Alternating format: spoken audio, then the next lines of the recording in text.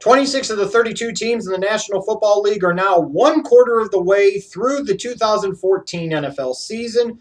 With that being said, now you start to really figure out what to make out of teams and players and early season, surprise performances, both good and bad. What's going to be legit, what's going to not be.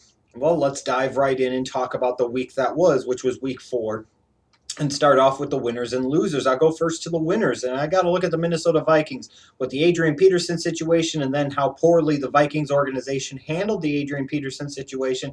They needed a positive distraction, the type of distraction that focuses things more on the football field and takes the attention away, both from fans and media alike, from the Adrian Peterson situation. Into the void steps your rookie quarterback, your first-round pick, the potential future of the franchise, Teddy Bridgewater, and he delivered and did just that. The Minnesota Vikings, impressive winners in week 4 over the Atlanta Falcons. Bridgewater throwing for 300 yards in his first start. He showed that he can make the plays. He showed that he was comfortable in Norv Turner's offense. He showed that he could potentially be a difference maker for this Minnesota Vikings franchise. What better way to try and remove yourself the best way you can from the Adrian Peterson debacle than to focus everybody's attention on the new young franchise quarterback. And that's what that victory in week 4 against the Atlanta Falcons did for the Minnesota Vikings. That's got to make them winners. As is Lovie Smith.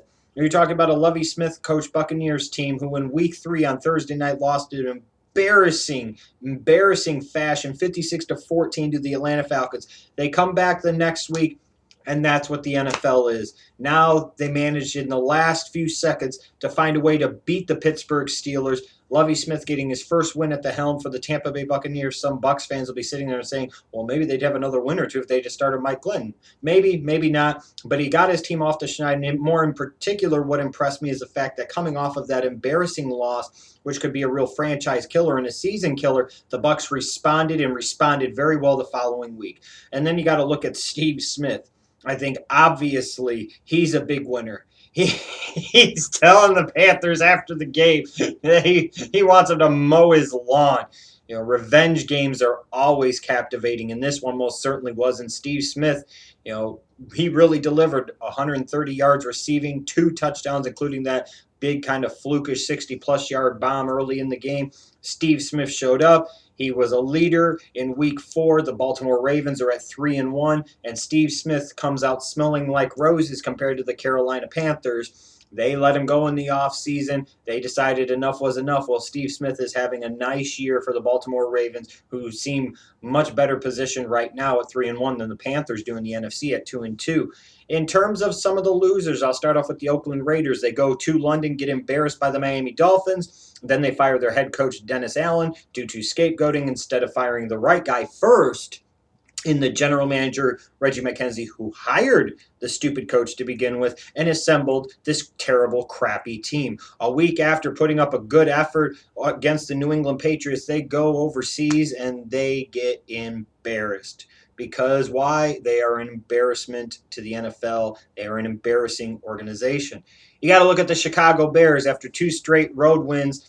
As I kind of talked about, sometimes it's better to be lucky than good, but eventually that luck runs out. Well, it definitely ran out for the Chicago Bears in week 4. This team just can't find a way to beat Green Bay, and they were dominated, especially in the second half of this game.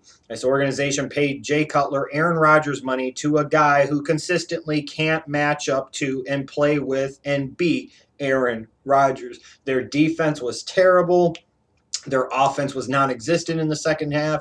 At 2-2, the Bears look a lot like I told you they were going to in 2014. Perhaps the biggest losers of the week, though, have to be the New England Patriots. To go and get steamrolled in Kansas City on Monday Night Football in the manner and fashion that they did, where people are talking about, is Tom Brady done? Are the New England Patriots done? Their offense was non-existent. Their defense was a complete and total joke. And all the while, with all the different people trying to blame Tom Brady and this and that, everybody's missing the point of who the real loser involved in all of this is, Bill Belichick. As I've talked for a while, when is Belichick going to get the heat that he deserves? Where is he going to get the focus and the microscope shined on him that he clearly deserves? Because when you look at this Patriots team, it is a direct reflection of the leadership and, more importantly, in my opinion, the drafting of Bill Belichick in recent years, the unwillingness to pay top players and let them go, the failures to surround Tom Brady with the help that he needs. You've got a Hall of Fame quarterback, so you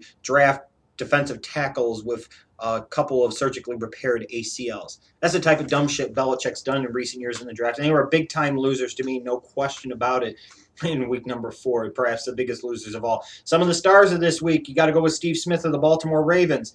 He wanted this, and he got it, and man, did he deliver. Over 100 yards receiving, 2 touchdowns, leading the Ravens to an impressive blowout victory over the Panthers.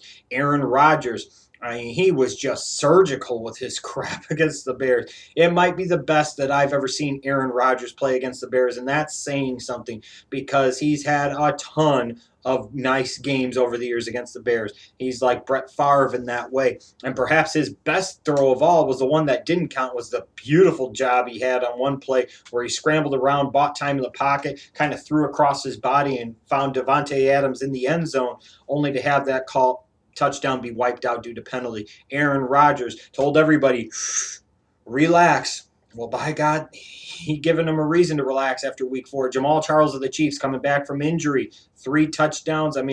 The Chiefs just are different as a football team and as an offense in particular with Jamal Charles in the fold. Got to look at J.J. Watt. His pick 6 was crucial for the Texans in their victory over the Buffalo Bills, and just the way he was able to impose his will and set up everything else that the Texans were able to do defensively, in particular getting pressure in the face consistently all game long against a frustrated and now sadly benched DJ Manuel. But I think perhaps the biggest stars of the week that not enough people are really talking about are the San Francisco 49ers.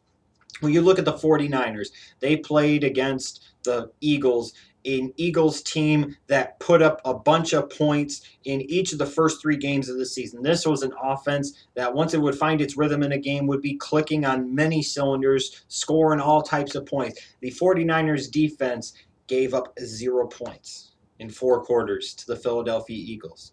Now, while the 49ers have issues on their special teams, and they most certainly have issues on offense, whether that be the lack of explosive playmakers on the outside or the lack of Colin Kaepernick to be able to ever go through a progression or get off his initial read, the bottom line is this 49ers defense in week 4 played more like you would expect the 49ers defense to play. That defense in week 4 played like a Super Bowl caliber defense.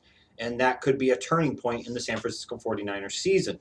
In terms of some early season awards, for most of the teams, they're a quarter away through the season. So I'm just going to give you really quickly my thoughts on MVP, Offensive and Defensive Player of the Years, Rookies of the Year, the Coach of the Year. I'll start off with the MVP. I think right now, to me, it's got to be Phillip Rivers. The Chargers are 3-1. The Chargers, to me, look legit. They look like they could potentially be the representative, or at least in the running to be the representative for the AFC in Super Bowl 49. He is the leader. He is the difference maker.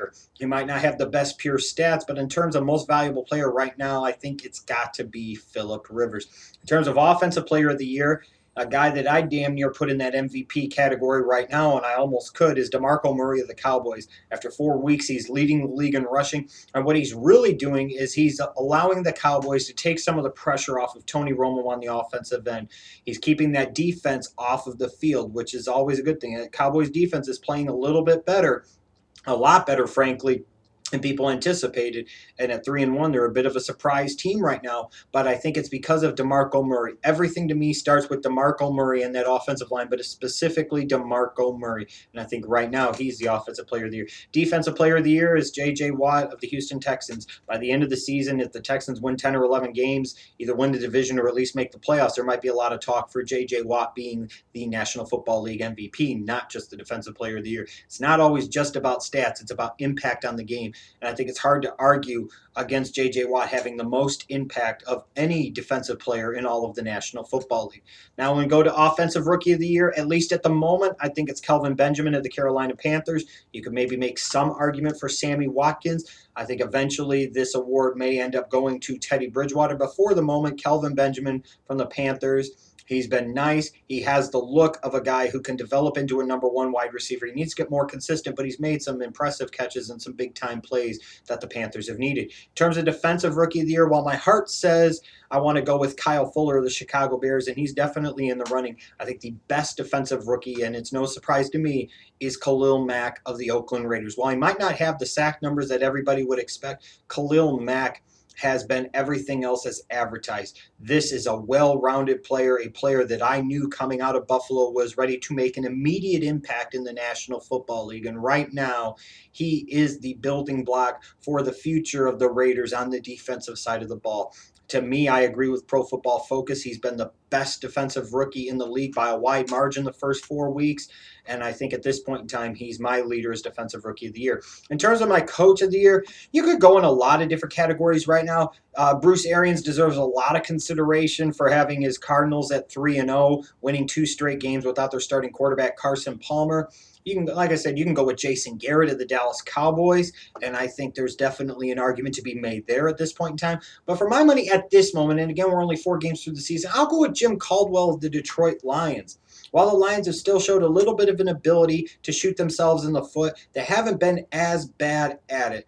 I think that he's got this team poised and positioned to make a run in the NFC North. I think right now they are the team to beat in that division, and I think he's done a really good job of, taking a potentially ugly, combustible situation that is that Detroit Lions locker room with the potential distractions of Ndamukong Suh and his contract and what have you, and he's really galvanized the team, and they're really playing well as an entire unit. And I think right now, for my money, I'll give the nod to Jim Caldwell with his Lions being at 3-1. But again, guys like Jason Garrett and Bruce Arians definitely are deserving of consideration, as is Bill O'Brien of the Houston Texans with his team at 3-1. So that's kind of who I think should be the early season award winners. You can let me know who you think your winners and losers were for week 4 of the 2014 NFL season, who the stars were, and who you would give these different awards to. Who's your NFL MVP right now? Who's your rookies of the year? Who's your coach of the year and your defensive player of the year? Let me know all that stuff down below.